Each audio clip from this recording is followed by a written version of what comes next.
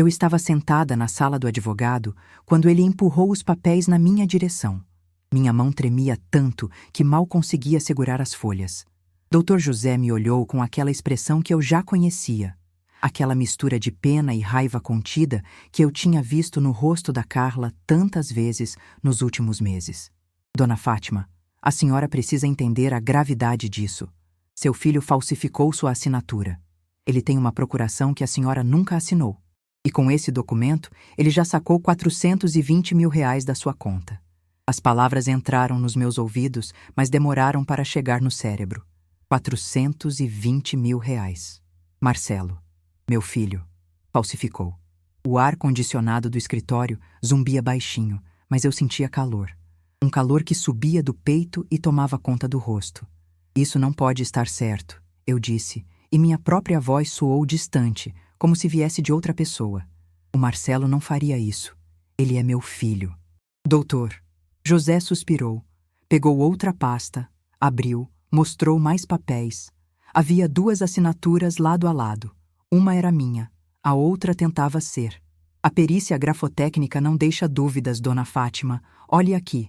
A forma como a senhora faz o F do seu nome, esse tracinho no final. Na assinatura da procuração, o traço é diferente. Quem assinou tentou copiar, mas não conseguiu. Foi seu filho quem apresentou esse documento no banco. Tem câmera, tem registro, tem tudo. Eu olhei para aqueles papéis e senti algo se romper dentro de mim. Não era só o dinheiro, era tudo. Cada sacrifício, cada noite que passei costurando até às 3 da manhã para pagar a escola particular dele. Cada vez que comi pão com margarina para ele poder comer carne. Cada sonho que eu engoli para realizar os dele. Nada do que eu vivi era real. Mas para entender como cheguei até aquele escritório, com 68 anos, descobrindo que meu único filho tinha me roubado, preciso voltar no tempo. Preciso contar desde o começo. Desde quando eu ainda acreditava que amor de mãe era suficiente para construir uma família de verdade. Meu nome é Fátima Aparecida dos Santos. Nasci em 1956, aqui mesmo em Vila Velha, no Espírito Santo, no bairro Glória. Minha mãe, Dona Lourdes, era lavadeira. Ela lavava roupa para fora desde que eu me lembro. Acordava às 4 da manhã, acendia o fogão a lenha para esquentar água e ficava ali, esfregando, torcendo, estendendo no varal que tomava conta do quintal inteiro. Meu pai, eu nem conhecia direito. Ele saiu quando eu tinha 3 anos e nunca mais voltou. A gente morava num casebre de 2 cômodos na Rua das Palmeiras. Chão de cimento queimado, teto de telha que pingava quando chovia forte. Mas era limpo. Minha mãe fazia questão. Pobre, mas limpa, ela dizia. Cresci vendo ela quebrar o corpo naquele tanque, as mãos sempre vermelhas, inchadas, cheias de sabão em pó. Quando fiz 15 anos, em 1971, comecei a trabalhar também. Aprendi a costurar com Dona Marieta, uma senhora que morava ali perto e fazia enxovais de noiva por encomenda. Eu tinha jeito. Minha mão era firme, meu ponto era miúdo e perfeito. Dona Marieta dizia que eu tinha nascido para aquilo. Em 79, com 23 anos, consegui emprego na Confecções Vitória, uma fábrica de roupas ali na Praia da Costa. Era carteira assinada, era salário certinho todo mês. Para mim, era tudo.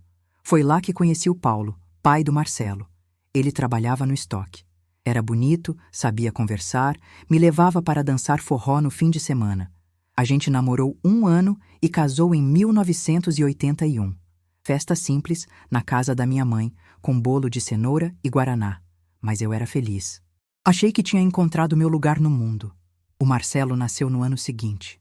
Quando peguei ele no colo pela primeira vez, ali na maternidade de Vila Velha, jurei para mim mesma que ele ia ter tudo que eu não tive.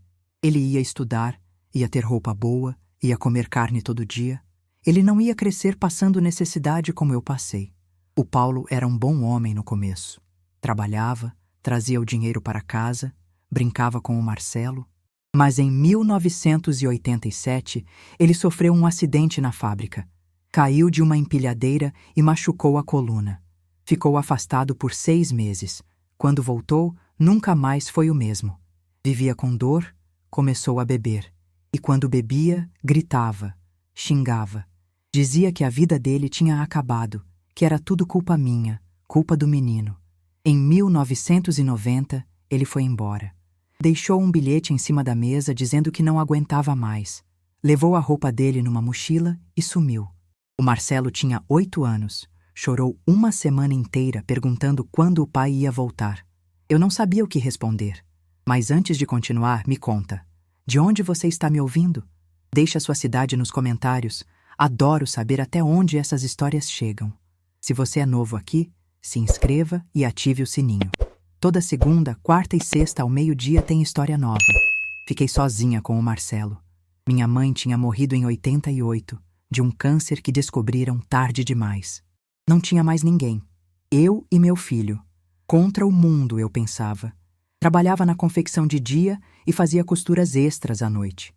Consertava roupa, fazia barra de calça, bordava toalhas de mesa. Dormia 3, 4 horas por noite.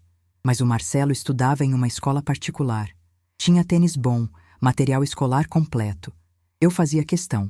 Ele era um menino esperto, tirava notas boas, os professores elogiavam. Quando terminou o ensino médio, em 2000, passou no vestibular para a administração numa faculdade particular em Vitória. Eu não tinha dinheiro para pagar, mas peguei empréstimo. 3 anos de empréstimo que eu fui pagando aos poucos com juros que doíam no bolso. Mas ele se formou. Meu filho tinha diploma. Eu chorei no dia da formatura dele. Chorei de orgulho, de alívio, de felicidade. Achei que tudo ia melhorar depois disso. Achei que ele ia conseguir um emprego bom, que a gente ia poder respirar. E ele conseguiu. Entrou numa empresa de logística em Vitória, ganhava bem. Conheceu a Daniela, que trabalhava no mesmo lugar. Ela era bonita, tinha estudado, vinha de família com dinheiro. Eu fiquei feliz por ele. Casaram em 2010.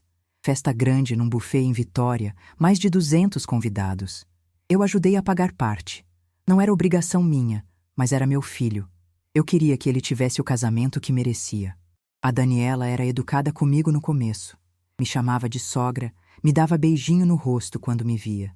Mas eu já sentia uma coisa, uma distância. Como se ela me tolerasse, mas não gostasse de verdade. Os primeiros sinais de que algo estava errado começaram um pouco depois. O Marcelo começou a ficar diferente comigo. Não ligava tanto. Quando eu ligava, ele era seco, apressado. Dizia que estava ocupado, que a gente conversava depois. Mas o depois nunca chegava. A primeira vez que senti a humilhação de verdade foi em 2014, no aniversário de 2 anos do Enzo, meu primeiro neto. Eles fizeram a festa num buffet infantil caro em Vitória, com palhaço, pula-pula, mesa cheia de doces. Eu cheguei cedo, levei um presente que tinha comparado com o dinheiro da costura extra daquele mês, um carrinho de controle remoto que o Marcelo tinha comentado que o menino queria. Quando entrei, a Daniela estava organizando as mesas com a mãe dela. Ela me viu e veio até mim. "Oi, Fátima", ela disse. "Nem sogra mais. Só Fátima. Você veio cedo. Vim ajudar", eu respondi sorrindo. "Trouxe o presente do Enzo. Onde eu deixo?" Ela olhou para o embrulho na minha mão, um papel de presente simples que eu mesma tinha colado. "Deixa ali na mesa, a gente abre depois." "E o Marcelo? Está por aqui?" "Está no estacionamento, resolvendo umas coisas. Você pode sentar ali, ó." Ela apontou para uma mesa no canto, longe da mesa principal onde estavam os pais dela, os amigos deles. Eu sentei onde ela mandou. Fiquei ali 2 horas, vendo as pessoas chegarem, cumprimentarem a Daniela e o Marcelo, fazerem festa pro Enzo. Ninguém veio falar comigo. Meu filho passou por mim 3 vezes e só acenou de longe. Quando foram cantar parabéns, eu me levantei para ficar perto, para ver meu neto de perto. A Daniela estava segurando ele, cercada pela família dela. Eu fiquei na beirada, atrás de todo mundo. Nas fotos que tiraram, eu não apareço em nenhuma. No final da festa, quando já estava quase todo mundo indo embora, o Marcelo veio até mim. "Obrigado por vir, mãe", ele disse, sem me olhar direito nos olhos. "Filho, eu quase não vi o Enzo. Será que eu posso dar um beijinho nele? Ele está cansado. A Daniela já levou ele para trocar. Melhor você ir, que está tarde. Quer que eu chame um carro para você?" Eu tinha ido de ônibus. 2 conduções de Vila Velha até ali. Mas não falei nada. "Não precisa, filho. Eu vou de ônibus mesmo." "Então tá. A gente se fala." Ele me deu um abraço rápido, daqueles que nem aperta, e saiu. Voltei para casa sozinha, no ônibus lotado, segurando a bolsa no colo. Chorei no caminho, olhando pela janela para não chamar atenção. Em 2015, nasceu a Sofia. A Daniela nem me avisou direito. Soube por uma vizinha que me mostrou a foto que ela tinha postado nas redes sociais. Fui visitar no hospital. Levei uma mantinha de crochê que eu mesma tinha feito. A Daniela agradeceu, mas deixou a manta de lado, em cima de uma cadeira. Ah, obrigada, Fátima. Mas a gente já tem tanta coisa. O Marcelo mal ficou comigo. Disse que estava cansado, que a noite tinha sido difícil. Fiquei 10 minutos e fui embora. Aquela manta que eu passei 2 semanas fazendo ficou lá, esquecida. No Natal de 2016, eles me chamaram para a ceia. Cheguei às 7 da noite, como haviam combinado. A casa deles era linda, num condomínio fechado na Praia da Costa, 3 quartos, varanda com churrasqueira. Eu tinha ajudado a dar a entrada daquela casa quando eles compraram, 3 anos antes. Tinha dado 15 mil reais que eu tinha juntado. Era quase tudo que eu tinha guardado na época. Toquei a campainha. A Daniela abriu. Fátima, a gente ia te ligar. Mudamos a ceia para a casa da minha mãe. Vai ser mais prático, sabe? Tem mais espaço lá. Eu fiquei parada, sem entender. Mas a gente tinha combinado aqui? É, mas mudou. Desculpa, a gente vai sair daqui a pouco. Eu posso ir junto? Ela fez uma pausa. Um silêncio curto, mas que doeu como uma facada. É que lá vai ser só a minha família, entende? Coisa íntima. Mas a gente se vê depois, na virada do ano, talvez. O Marcelo apareceu atrás dela. Oi, mãe. Mudou de planos. Foi mal. Mas Feliz Natal, tá? Ele me deu um beijo rápido no rosto e fechou a porta.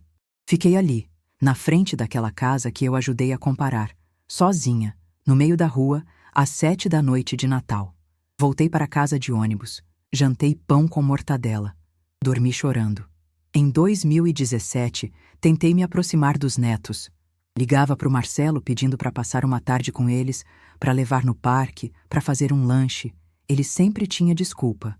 Mãe, eles estão com a agenda cheia. Tem natação, inglês, essas coisas. Mas e no fim de semana? A gente tem programação. Depois a gente marca. Nunca marcava. Uma vez, em julho daquele ano, eu fui até a casa deles sem avisar. Levei um bolo de cenoura que eu tinha feito. Toquei a campainha. A Daniela abriu, mas não me deixou entrar. Fátima, não dá agora. As crianças estão dormindo. Eu só queria dar um oi, ver eles um pouquinho. Olha, da próxima vez liga antes, tá? Não gosto de visita de surpresa. E fechou a porta na minha cara. Fiquei ali parada, segurando aquele bolo que ninguém quis, sentindo a humilhação subir pelo corpo como uma onda quente. A vizinha do lado viu tudo. Desviou o olhar, com pena. Em março de 2018, eu sofri um acidente na confecção. Estava costurando fazia tantas horas que nem percebi a dor no começo. Quando vi, meu pulso estava inchado, doía para levantar o braço. Era lesão por esforço repetitivo. O médico disse que eu tinha forçado demais ao longo de todos aqueles anos. Fui afastada. Fiquei 6 meses em casa, fazendo fisioterapia, tomando remédio para a dor. Liguei para o Marcelo para contar. Ele demorou 2 dias para retornar. Mãe, que isso? Você tem que se cuidar. Eu estou com dificuldade aqui, filho. Não consigo nem segurar a panela direito. Ah, mas você vai melhorar. Faz a fisioterapia direitinho. Será que você pode vir aqui uma vez, me ajudar com umas coisas? Mãe, eu estou muito corrido, mas qualquer coisa você me liga. Ele não foi, nem uma vez. Quem me ajudou foi a Carla, minha vizinha. Ela fazia compra para mim, cozinhava, me levava ao médico. A Carla, que não tinha nada comigo, que era só vizinha, fez mais por mim do que meu próprio filho. Em setembro, fui demitida da confecção. Disseram que era por incompatibilidade da função com as condições de saúde. Eu tinha trabalhado ali por 28 anos. Entrei com ação trabalhista. E foi aí que tudo mudou. A indenização saiu em dezembro. 680 mil reais. Quando o advogado me ligou para dar a notícia, eu achei que tinha ouvido errado. Dona Fátima, o valor caiu na sua conta.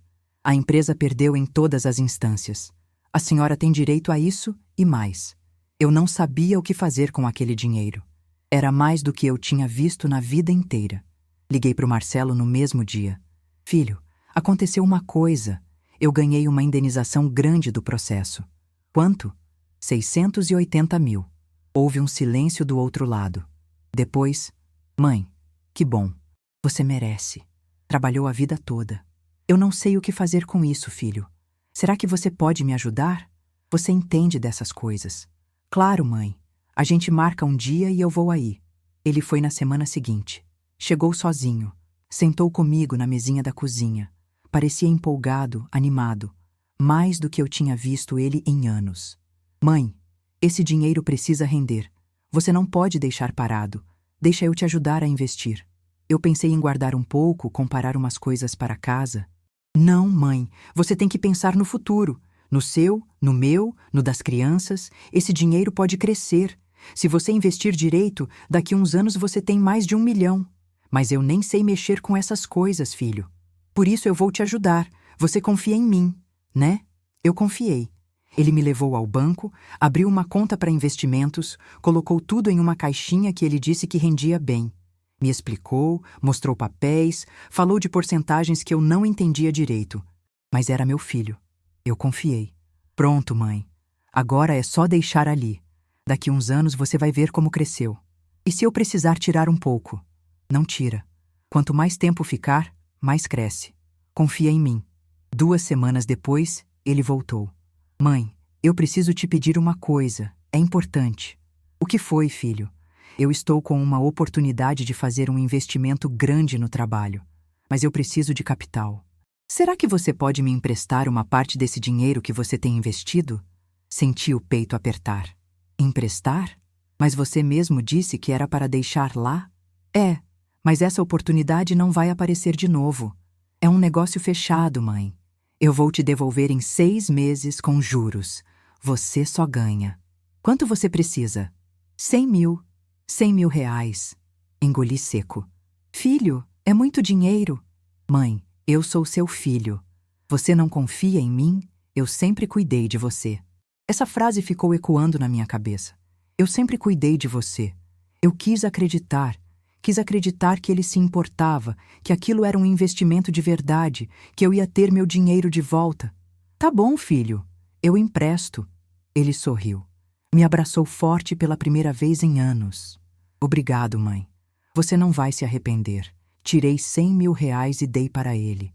Ele assinou um papel dizendo que ia devolver, mas não tinha firma reconhecida, não tinha testemunha, não tinha nada. Era só um papel escrito à mão. 6 meses passaram. Nada. 1 ano. Nada. Eu cobrava. Filho, e aquele dinheiro? Calma, mãe. O negócio está indo, mas ainda não deu retorno. Mais um pouco que nunca chegava. Em 2020, durante a pandemia, ele voltou a falar comigo com mais frequência. Mas era sempre a mesma coisa. Dinheiro. Mãe, você está bem aí sozinha? Estou, filho. Você precisa de alguma coisa? Não, estou bem. Olha, eu estava pensando aqui. Você já está com 64 anos? Não seria melhor você vir morar com a gente? A gente cuida de você, você fica perto dos netos. Pela primeira vez em anos, senti esperança. Será que ele finalmente queria eu perto? Será que tinha percebido o quanto me afastou? Você acha mesmo, filho?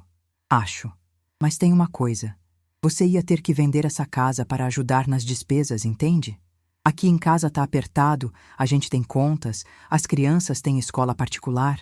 Se você vender a casa, ajuda a gente, e você fica com a gente. A casa. A casa que minha mãe deixou para mim quando morreu. A única coisa que eu tinha no meu nome. Mas se eu vender, e se depois não der certo? Eu fico sem nada, filho. Como assim não dar certo? Você é minha mãe, a gente é família. Ele falava bonito, mas alguma coisa dentro de mim gritava para não fazer. Falei com a Carla. Ela foi direta. Fátima, não vende essa casa. Você vende e fica na mão dele. Você está perdida. Eu conheço essas histórias. Eu não vendi. Disse para o Marcelo que tinha pensado melhor e que preferia ficar na minha casa. Ele ficou frio de novo. Voltou a não ligar, a não aparecer. Em 2022, ele apareceu de novo. Mãe, a Daniela está passando por uns problemas de saúde. A gente está precisando de ajuda com as despesas médicas. O que ela tem? Uns exames que o plano não cobre. Coisas caras. Você pode ajudar? Quanto? Uns 40 mil. 40 mil reais. De novo aquele aperto no peito. Filho, mas eu já te emprestei 100 mil que você nunca devolveu. Mãe, isso é diferente. É a saúde da Daniela. Você quer que sua nora morra? Fiquei sem chão. Como eu ia negar? Tirei o dinheiro. Dei para ele. Nunca mais tocou no assunto. Nunca me mostrou o recibo de exame, nunca me falou se ela tinha melhorado. Nada. E foi assim durante anos. Ele pedia, eu dava. Ele desaparecia. Voltava pedindo, eu dava de novo. Até que em 2024, eu percebi que alguma coisa estava errada com meus investimentos. Fui ao banco para tirar um extrato. Queria ver quanto tinha na conta, quanto tinha rendido nesses anos todos. O gerente me atendeu, digitou no computador, franziu a testa. Dona Fátima, a senhora tem certeza que é nesta conta? Tenho. Meu filho abriu para mim em 2018. É que aqui está mostrando que houve vários saques ao longo dos anos. A conta está praticamente zerada. Meu coração disparou. Como assim zerada? Eu não saquei nada. Mas aqui mostra saques autorizados, com procuração. Que procuração? Eu nunca dei procuração para ninguém. Ele me mostrou na tela. Havia uma procuração em meu nome, datada de 2019, dando plenos poderes ao Marcelo dos Santos. Isso não sou eu, falei, a voz tremendo. Eu nunca assinei isso. O gerente ficou sem graça. Dona Fátima, se a senhora não reconhece a assinatura, a senhora precisa procurar um advogado. Isso é sério. Saí do banco com as pernas bambas, sentei num banco de praça ali na frente e chorei.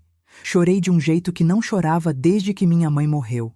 A Carla tinha razão o tempo todo. Ela sempre disse que o Marcelo não prestava, que ele só se aproximava quando queria alguma coisa. Eu não quis escutar. Voltei para casa atordoada. Não consegui dormir aquela noite. Fiquei olhando para o teto, repassando tudo na cabeça. Cada vez que ele me pedia dinheiro, cada vez que eu dei, cada desculpa, cada promessa que nunca cumpriu, cada vez que me afastava dos netos, cada Natal sozinha, cada aniversário esquecido. Não era descuido, era estratégia. Ele me mantinha longe para eu não descobrir, me mantinha calada para eu não questionar, e quando precisava, me jogava migalhas de atenção para eu continuar dando o que ele queria. No dia seguinte, liguei para ele. Minha voz estava diferente, mais firme. Marcelo, a gente precisa conversar. Sobre o quê, mãe? Sobre o dinheiro. Fui ao banco. Tem uma procuração no meu nome que eu nunca assinei. Silêncio. Depois. Do que você está falando? Você sabe muito bem do que eu estou falando. Você falsificou minha assinatura. Você tirou dinheiro da minha conta sem eu saber. Mãe, você está ficando confusa. Você autorizou tudo. Eu nunca autorizei nada.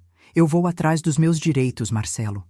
Olha, tome cuidado com o que você vai fazer. Você é minha mãe, mas isso não te dá o direito de me acusar de roubo. Eu não estou acusando, eu estou constatando. Então faça o que você quiser, mas não vem depois chorando querendo ajuda.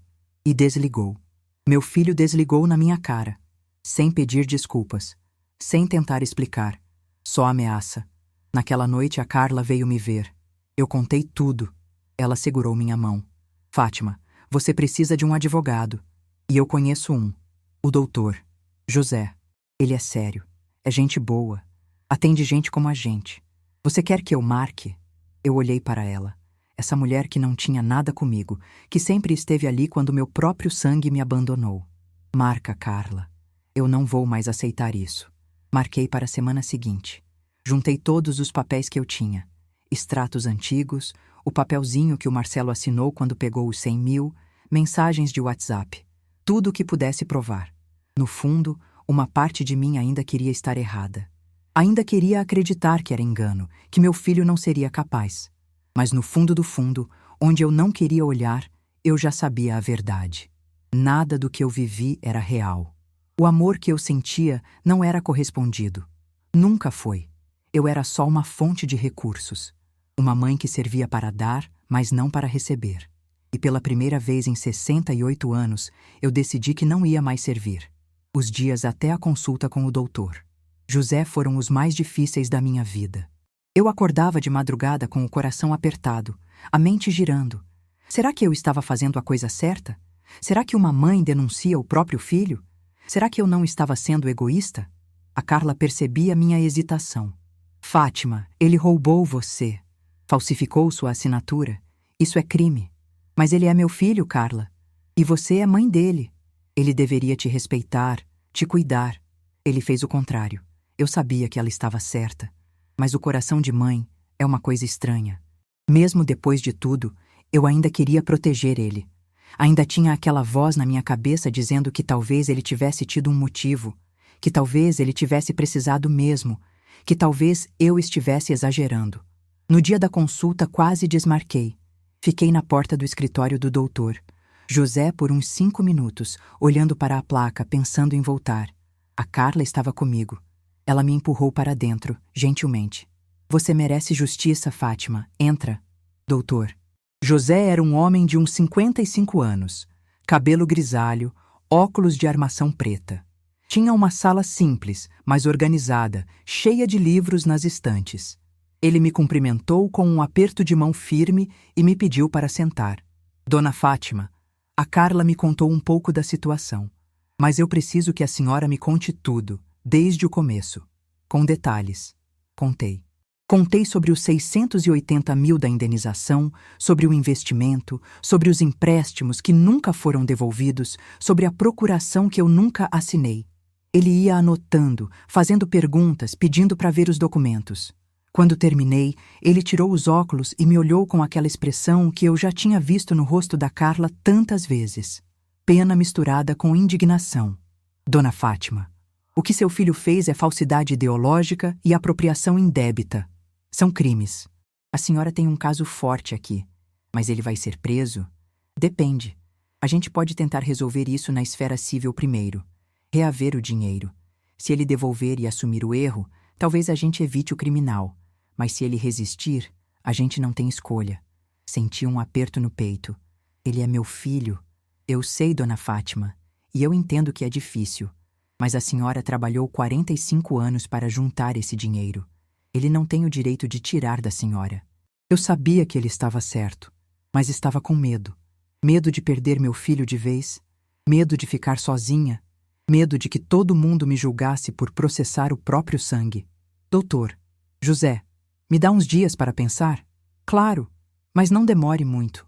Quanto mais tempo passa, mais difícil fica de reaver o dinheiro. Voltei para casa em silêncio. A Carla tentava conversar, mas eu mal respondia. Estava perdida nos meus pensamentos. Naquela noite, o Marcelo me ligou, pela primeira vez em semanas. Mãe, soube que você foi num advogado. Meu sangue gelou. Como ele sabia? Quem te contou? Não importa. O que importa é que você está fazendo uma burrice. Você vai processar seu próprio filho. Você falsificou minha assinatura, Marcelo. Tirou dinheiro que não era seu. Eu não tirei nada. Eu gerenciei os investimentos. Você me autorizou. Eu nunca te autorizei a fazer procuração falsa. Mãe, você quer mesmo fazer isso? Você quer que eu vá preso? Você quer destruir a vida dos seus netos? Aquilo me atingiu. Os netos, o Enzo e a Sofia, que eu mal conhecia, mas amava de longe. Não coloca eles nisso. Então não mexe comigo. Esquece esse advogado. Esquece essa história toda. A gente resolve entre a gente. Como, Marcelo? Como a gente resolve? Deixa comigo. Eu devolvo o dinheiro aos poucos, mas não processa. Pelo amor de Deus, mãe, pensa na família. Ele estava quase chorando. Ou fingindo que estava. Eu não sabia mais diferenciar. Eu preciso pensar. Pensa rápido. Porque se você avançar com isso, a gente não tem mais volta. Você perde seu filho e seus netos. É isso que você quer? Desligou. Fiquei ali, sentada no sofá, com o telefone na mão, chorando. Perder meu filho, perder meus netos, ficar sozinha pro resto da vida. Será que valia a pena? Passei a noite em claro. Na manhã seguinte, a Carla veio com pão quentinho e café. Comeu alguma coisa? Não estou com fome. Fátima, você precisa comer, precisa se cuidar. Ele me ligou, Carla. Disse que se eu processar, eu perco ele. Você já perdeu ele. Você só não tinha aceitado ainda. As palavras dela doeram, mas eram verdade. Eu já não tinha meu filho. Não tinha há anos. O que eu tinha era a ilusão de que um dia ele voltaria a ser aquele menino que eu segurava no colo, que me chamava de mãe com carinho, que me abraçava antes de dormir. Eu tenho medo de ficar sozinha. Você não vai ficar sozinha. Você tem a mim. Você tem essa comunidade. Você tem sua dignidade.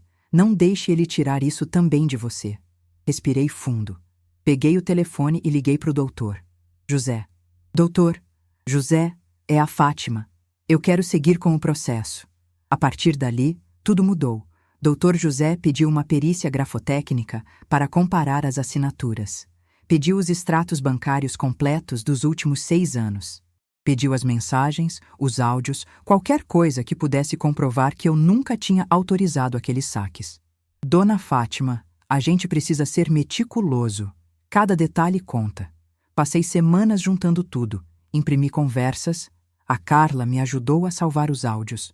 Fui atrás de testemunhas. O gerente do banco que tinha me atendido, a Carla que sempre viu tudo, até a dona da padaria que uma vez ouviu o Marcelo falando mal de mim no telefone.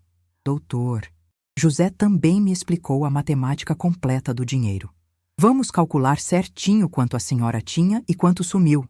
Ele pegou papel e caneta e foi anotando enquanto eu falava. A senhora juntou 215 mil ao longo de 45 anos de trabalho, certo? Isso. Em 2018, recebeu 680 mil de indenização. Total, 895 mil reais. Sim, investiu e tinha rendido 7,2% ao ano. De 2018 até 2024, são 6 anos. Com juros compostos, esse dinheiro deveria ter crescido para 1.350.000 reais. Ele me mostrou os cálculos na calculadora. Eu nunca tinha visto tanto dinheiro junto, nem que fosse só no papel. Mas segundo os extratos do banco, seu filho sacou ao longo desses anos um total de 420 mil reais usando uma procuração falsa. Foram os 100 mil que a senhora emprestou no começo e os 40 mil que ele pediu em 2022. Total, 560 mil que saíram da sua conta. 560 mil reais. Eu tinha dado ou ele tinha roubado mais de R$500 mil. Mesmo com esses saques, deveria ter sobrado pelo menos 900 mil. Mas quando a senhora foi ao banco, tinha quanto? O gerente disse que tinha menos de 50 mil. Doutor. José franziu a testa. Então tem mais dinheiro desaparecido. Vamos pedir um rastreamento completo. A perícia grafotécnica saiu em 2 semanas. O laudo foi claro. A assinatura na procuração não era minha. Havia pelo menos 8 pontos de divergência. Quem tinha assinado tentou imitar minha letra, mas errou no F do meu nome e no traço final do sobrenome. Era inconfundível. Com isso aqui, dona Fátima, a gente tem um caso sólido. Vou entrar com uma ação de anulação da procuração e uma ação de restituição de valores. E vou comunicar o Ministério Público sobre a falsificação. Ele vai ser preso? Se ele devolver o dinheiro e assumir, talvez a gente consiga um acordo. Mas se ele continuar negando, a justiça vai querer investigar criminalmente. Senti um peso no estômago. Mas não voltei atrás. Autorizei tudo. Doutor. José também me aconselhou a fazer outras coisas. Dona Fátima, a senhora precisa proteger o que ainda tem. Vamos abrir uma nova conta, só em seu nome, sem ninguém tendo acesso. Vamos transferir o que sobrou para lá. E vamos fazer um testamento novo, deixando claro para quem vai seu patrimônio. Eu nem tenho muito patrimônio, só a casa. A casa vale quanto? Não sei bem. Uns 200 mil, eu acho. Então a senhora tem a casa e o dinheiro que ainda está na conta. A gente precisa garantir que ele não ponha a mão em mais nada. Abri a conta nova num banco diferente. Transferi os 48 mil que sobravam. Fiz um testamento deixando tudo para uma instituição de caridade que cuidava de idosos em Vila Velha. Se o Marcelo achava que ia herdar alguma coisa, estava enganado. Doutor, José também pediu para eu não ter mais contato com o Marcelo. Qualquer coisa que ele falar pode ser usada contra a senhora ou a favor dele. Deixa ele falar com seu advogado. Bloqueia o número dele. Foi a coisa mais difícil que eu fiz na vida. Bloquear o número do meu filho. Apertar aquele botão no celular e ver o contato sumir da lista. Mas fiz, porque eu tinha entendido uma coisa. Ele não era mais meu filho. Não do jeito que eu conhecia. Ele tinha se tornado outra pessoa. Ou talvez sempre tenha sido assim, e eu que nunca quis ver. A Carla ficava comigo quase todo dia. Às vezes a gente nem conversava. Ela só sentava do meu lado, tomava café comigo, via televisão. Aquela presença silenciosa me salvou, porque dentro de mim tudo era caos. Eu oscilava entre a raiva, a tristeza, a culpa. Tinha dias que eu acordava achando que tinha feito a escolha certa. Tinha dias que eu acordava me sentindo a pior mãe do mundo. Fátima, você não é má. A Carla me disse uma tarde. Você só está se defendendo. Isso não é ser má, é ser humana. Em maio, Dr. José me ligou. Dona Fátima, a citação chegou para o Marcelo. Ele foi notificado da ação. Agora a gente espera a defesa dele. E se ele confessar? Aí a gente tenta um acordo. Ele devolve o dinheiro, a gente retira as acusações criminais. E se ele negar? Aí a gente vai para a justiça com tudo. 3 dias depois, o Marcelo tentou me ligar de outro número. Eu atendi sem pensar. Mãe, pelo amor de Deus, para com isso. Você está destruindo a nossa família. Você destruiu, Marcelo, quando falsificou minha assinatura. Eu não falsifico nada. Você tá maluca. Esse advogado está enganando você. A perícia provou que não fui eu quem assinou. Perícia, perícia. Você acha que eu preciso roubar você? Eu tenho meu trabalho, minha vida. Você que está inventando isso porque quer atenção. Atenção. Ele disse que eu queria atenção. Aquilo me deu uma raiva que eu nunca tinha sentido. Atenção? Eu passei a vida inteira te dando atenção, Marcelo. Te dando dinheiro, tempo, amor. E você só soube fazer uma coisa: pegar. Eu sou seu filho. Filho cuida, Marcelo. Filho respeita. Você não é filho. Você é um ladrão. Desliguei na cara dele. E bloqueei o número de novo. As mãos tremiam. O coração batia rápido. Mas tinha uma sensação estranha junto. Alívio. Como se finalmente, depois de 68 anos, eu tivesse dito a verdade. Tudo estava pronto. Os documentos, as provas, as testemunhas. O processo estava em andamento. Agora era só esperar o confronto final. O momento em que tudo viria à tona. O momento em que nada do que eu vivi poderia mais ser escondido. A audiência foi marcada para 14 de agosto de 2024. Uma terça-feira de manhã, no Fórum de Vila Velha. Doutor, José me buscou em casa às 8 da manhã. Eu mal tinha dormido. Passei a noite inteira revirando na cama, ensaiando mentalmente o que ia dizer, tentando me preparar para ver meu filho do outro lado da sala. A Carla quis ir junto, mas Dr. José disse que só podia ser testemunha convocada. Ela me abraçou forte na porta. Você é mais forte do que imagina, Fátima. Vai lá e mostra para ele. No carro, Dr. José me explicou como ia ser. A juíza vai ouvir os dois lados. Eu vou apresentar as provas, a perícia grafotécnica, os extratos, as testemunhas. O advogado dele vai tentar desqualificar. Mas, dona Fátima, a verdade está do nosso lado. A senhora só precisa manter a calma e responder as perguntas com sinceridade. E se eu começar a chorar? Chora. Não tem problema. A emoção faz parte disso. Chegamos no fórum às 9. Era um prédio grande, cinza, cheio de gente entrando e saindo. Subimos até o segundo andar. Sala 203. Sentamos nos bancos de madeira do lado de fora, esperando ser chamados. Às 9h30, eles chegaram. Marcelo, Daniela e o advogado deles, um homem de terno azul marinho, maleta de couro, cara de poucos amigos. O Marcelo me viu. Desviou o olhar. A Daniela me encarou com desprezo. Sentaram do outro lado do corredor, longe de mim. Fiquei olhando para o meu filho. Aquele homem de 42 anos, cabelo bem cortado, roupa cara, relógio que brilhava no pulso. Tentei ver nele o menino que eu embalava para dormir, que eu levava na escola de mãos dadas, que chorou no meu colo quando o pai foi embora. Mas não achei. Aquele homem era um estranho. Às 10 horas, chamaram. Entramos na sala de audiências. A juíza era uma mulher de 60 anos, cabelo preso, óculos na ponta do nariz. Se sentou atrás de uma mesa grande, de frente para nós. De um lado, eu e o Dr. José. Do outro, Marcelo, Daniela e o advogado deles. No meio, a escrevente, digitando tudo.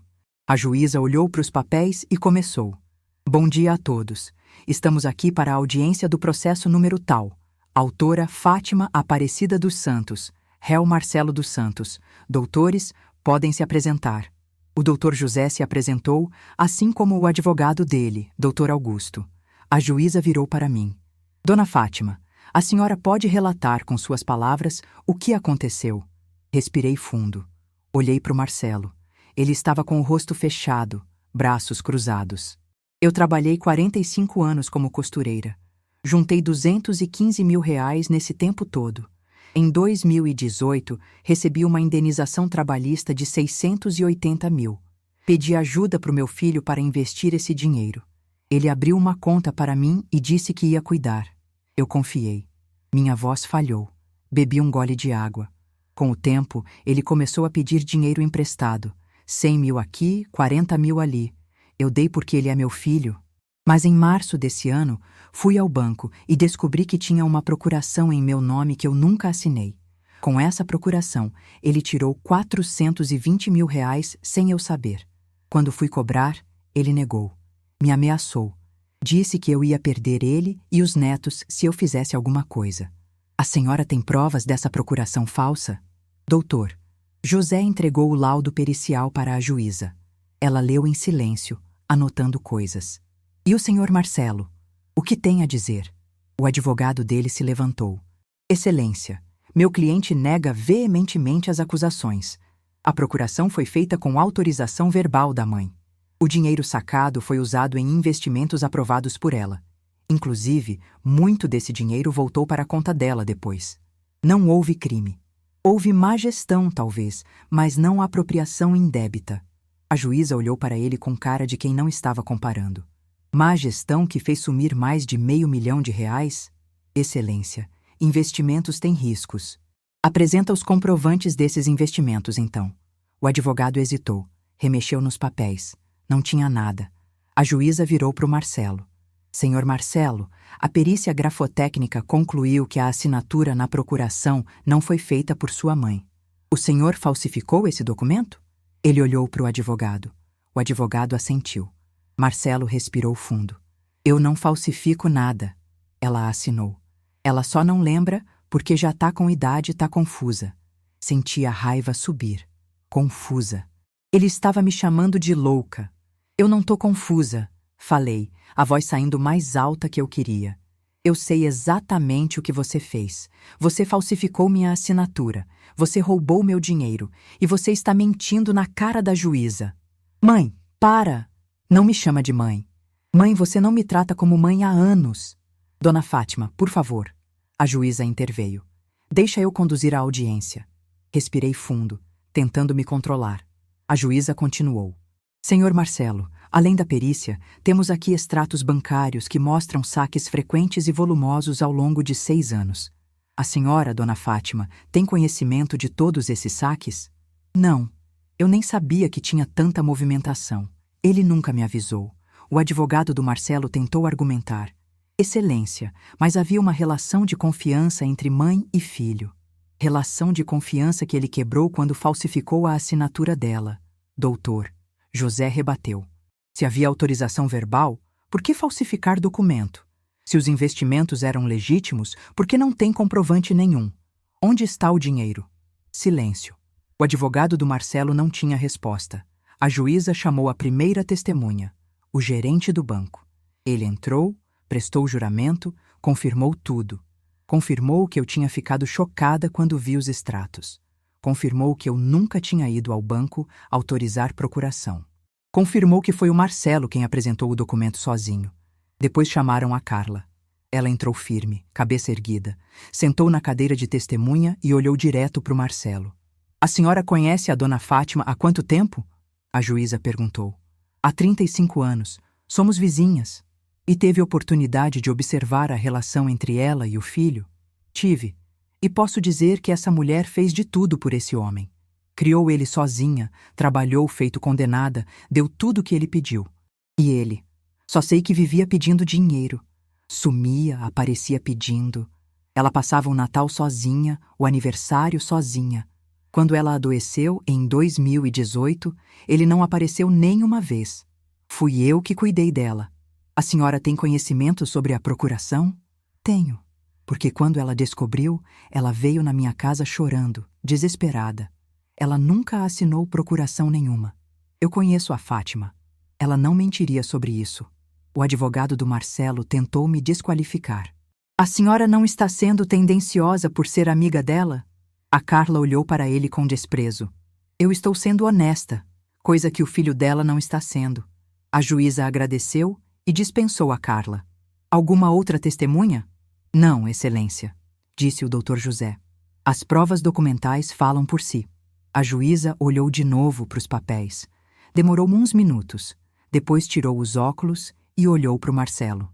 Senhor Marcelo, vou ser direta com o senhor. Eu tenho uma perícia grafotécnica que comprova falsificação. Tenho extratos que mostram saques não autorizados. Tenho testemunhas que confirmam que sua mãe nunca teve conhecimento pleno desses movimentos. E o senhor não apresentou nenhuma prova em contrário. Nenhuma. O senhor entende a gravidade disso? Ele não respondeu. Olhou para o chão. Isso é crime, senhor Marcelo. Falsidade ideológica e apropriação indébita. O Ministério Público vai receber cópia integral deste processo. A Daniela se mexeu na cadeira, inquieta. Pela primeira vez, vi medo no rosto dela. A juíza continuou. No âmbito civil, vou determinar a anulação imediata da procuração. E vou condenar o senhor a devolver à sua mãe o valor de R$ 420 mil, corrigidos desde a data dos saques, mais danos morais no valor de R$ 50 mil. O advogado do Marcelo tentou protestar, mas a juíza levantou a mão. E se o senhor não cumprir essa sentença, vou decretar bloqueio de bens e contas. Está claro? Marcelo estava pálido. A Daniela sussurrava alguma coisa com ele, nervosa. A juíza virou para mim. Dona Fátima, eu lamento profundamente que a senhora tenha passado por isso. Ninguém merece ser traído por quem deveria proteger. A senhora vai ter seu dinheiro de volta, e ele vai responder criminalmente. Isso eu garanto. Senti as lágrimas descerem. Mas não eram lágrimas de tristeza. Era alívio, era validação, era justiça. Doutor, José apertou minha mão por debaixo da mesa. A audiência terminou. Saímos da sala. No corredor, o Marcelo veio na minha direção. Mãe, a gente precisa conversar. A gente não precisa de nada. Você ouviu a juíza. Você vai devolver o que roubou. Eu não roubei. Eu só... Você falsificou. Você mentiu. Você me usou. E agora você vai pagar. A Daniela apareceu atrás dele. Fátima, isso vai destruir a vida do Marcelo.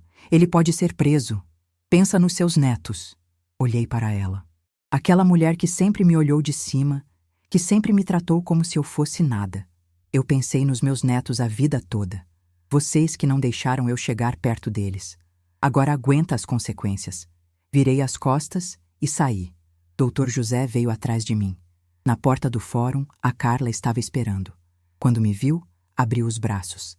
Desabei no abraço dela e chorei. Chorei tudo que eu tinha segurado. Chorei pela mãe que fui. Chorei pelo filho que perdi. Chorei pela ilusão que acabou. Mas também chorei de alívio, porque finalmente, depois de tanto tempo, alguém tinha me ouvido. Alguém tinha acreditado em mim. Alguém tinha dito, você está certa. Ele errou. E ele vai pagar. Nos dias seguintes à audiência, o Marcelo tentou me ligar mais de 20 vezes. Mensagens, ligações, até tentou mandar a Daniela na minha casa. Eu não respondi nenhuma. Troquei a fechadura. Avisei a Carla para não deixar eles entrarem. A sentença saiu 15 dias depois. O juiz confirmou tudo. Anulação da procuração, devolução dos 420 mil com correção, mais os 50 mil de danos morais. Total, 508 mil reais. E o processo criminal foi aberto no Ministério Público. Doutor, José me explicou que o Marcelo tinha 30 dias para pagar ou recorrer. Se ele não pagar, dona Fátima, a gente bloqueia as contas dele, penhora bens. A senhora vai ter seu dinheiro de volta. Ele tentou recorrer. Claro que tentou, mas o recurso foi negado. A perícia era conclusiva demais. As provas eram sólidas demais. Em setembro de 2024, a conta dele foi bloqueada. Tinha 190 mil, na conta conjunta com a Daniela. Foi tudo para mim. O restante veio de um acordo forçado. O advogado dele pediu parcelamento. A juíza autorizou. Parcelas de R$ 10.000 por mês até completar o valor total, mas com uma condição: se atrasasse uma parcela, o valor integral voltava a ser cobrado de uma vez, com penhora de imóveis. A casa que eu ajudei a dar entrada, aquela casa na Praia da Costa, teve que ser vendida. Eles se mudaram para um apartamento menor, mais longe. A Daniela ficou furiosa. Ouvi pelos vizinhos que ela vivia brigando com ele, dizendo que a vida dela tinha sido destruída por minha culpa. Minha culpa. Engraçado como as pessoas distorcem as coisas. O processo criminal avançou. O Marcelo foi indiciado por falsidade ideológica. O advogado dele negociou um acordo. Se ele confessasse e devolvesse tudo, poderia pegar pena alternativa, sem prisão. Serviços comunitários, prestação de contas mensal. Ele confessou. Assinou um termo onde admitia que tinha falsificado minha assinatura, que tinha se apropriado do dinheiro sem autorização. Aquele papel, com a confissão dele por escrito, ficou guardado na minha gaveta. Não porque eu queria me vingar, mas porque precisava lembrar que eu não estava louca. Que nada do que eu vivi era imaginação minha. Você ficou até aqui comigo. Me conta. Você se viu nessa história? Ouviu alguém que você ama? Me conta nos comentários. Eu leio, eu me importo. Se essa história fez diferença, compartilhe com quem precisa saber que recomeçar é possível. Se ainda não faz parte dessa comunidade, se inscreva. Tem vídeo toda segunda, quarta e sexta ao meio-dia. E nunca esqueça, você não nasceu para ser invisível. Você nasceu para brilhar, do seu jeito, no seu tempo. Com o dinheiro de volta, juntei o que tinha sobrado com o que recuperei. No total, voltei a ter R$ 800.000. Não era 1.300.000 que deveria ter, mas era o suficiente para eu viver com dignidade. Investi de novo, mas dessa vez com um gerente do banco que a Carla conhecia, alguém de confiança. Deixei uma parte aplicada rendendo 6,8% ao ano. Com isso, tenho uma renda mensal de cerca de R$ 4.500, mais a aposentadoria de 1.200. Dá para viver bem. Dá para viver em paz. Atualizei meu testamento.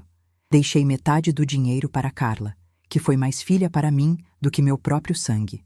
A outra metade para um lar de idosos aqui em Vila Velha, que cuida de gente abandonada pela família. Gente como eu quase fui. Quanto ao Marcelo, nunca mais falei com ele. Ele tentou se aproximar algumas vezes depois que o processo acabou. Mandava mensagens pedindo desculpas, dizendo que tinha errado, que queria consertar. Mas eu aprendi uma coisa. Tem erro que não se conserta. Tem quebra que não tem cola. Os netos, Enzo e Sofia, eu nunca mais vi. Essa é a parte que mais dói. Mas também entendi que não adianta forçar. Eles vão crescer, vão ouvir a versão que os pais contarem. Talvez um dia venham me procurar. Talvez não. Eu fiz a minha parte. O resto não depende de mim. Hoje, com 68 anos, eu aprendi que a verdade pode chegar tarde, mas nunca chega em vão. Ela não me devolveu o tempo que perdi, nem o amor que eu sonhei receber. Mas ela me devolveu algo que eu achei que tinha ido embora para sempre. A mim mesma. Eu não sou mais a mulher que aceitava migalhas emocionais. Não sou mais a mãe que confundia abuso com carinho, silêncio com paz, distância com respeito. Hoje, eu entendo que amar não é se diminuir. Não é se sacrificar até desaparecer. Amar é reconhecer o próprio valor e não permitir que ninguém trate você como uma moeda de troca. Perdi um filho, ou talvez tenha apenas deixado de segurar alguém que nunca foi meu de verdade. Mas ganhei uma vida nova, uma vida onde eu acordo em paz, onde meu dinheiro é meu, onde minha casa é meu porto seguro, onde meu coração não vive mais mendigando afeto. O Marcelo levou meu dinheiro, minha saúde mental e anos da minha esperança. Mas perdeu algo maior. A mãe que ele teve a vida inteira e nunca soube valorizar. E eu me reconstruí. Em silêncio, com calma, com dignidade. Hoje, vivo simples, mas vivo livre. Hoje, caminho sozinha, mas caminho inteira. E entendi, enfim, que nada do que eu vivi era real. Mas o que eu vivo agora é. E isso basta.